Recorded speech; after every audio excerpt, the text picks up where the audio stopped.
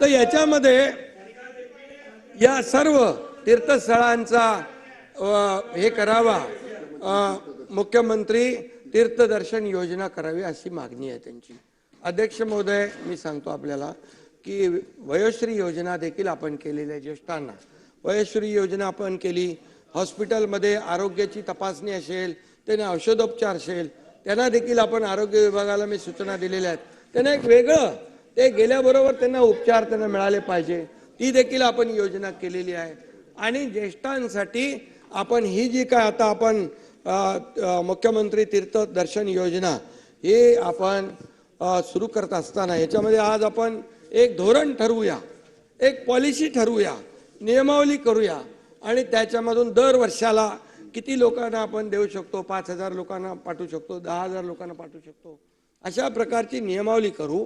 आणि त्या नियमावलीच्या अंतर्गत आपण बाय रोटेशन या ठिकाणी त्यांची ऑनलाईन आपण त्यांचे अर्ज मागू आणि ही योजना जी आहे ही अतिशय सुलभपणे, बघा सगळ्यांची इच्छा नसते की इच्छा असते पण जाऊ शकत नाही, आणि मग असे जे लोक आहेत ज्यांची ऐपत आहे ते तर आपलं देवदर्शन करतातच, त्यांची मुलं परिवार यांच्या सोबत करतात, पण काही लोक आहेत त्यांची इच्छा असून देखील त्यांना करता येत नाही। म्हणून अशा ज्येष्ठांना आता ही जी आहे, कारण ही महाराष्ट्र ही संतांची भूमी आहे, आणि म्हणून या ज्येष्ठ नागरिकांसाठी मुख्यमंत्री तीर्थदर्शन योजना आम्ही लागू करू आणि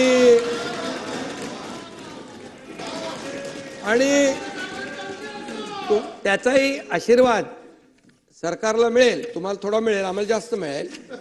आणि आता इथून पुढे आणखी काही दिवस आहेत, त्याच्यामध्ये बघा नवीन आणखी निर्णय घेऊ आम्ही, म्हणजे निर्णय घेतल्यानंतर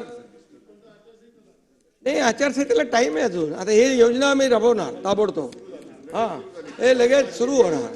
आणि त्यामुळे विजयराव, तुम्ही एकदम ह्या सर्व योजनांमुळे विरोधी पक्षनेता म्हणून चांगलं मजबूत काम करताय, ते विरोधी पक्षनेता म्हणून कायमचं काम आपण करत राहा।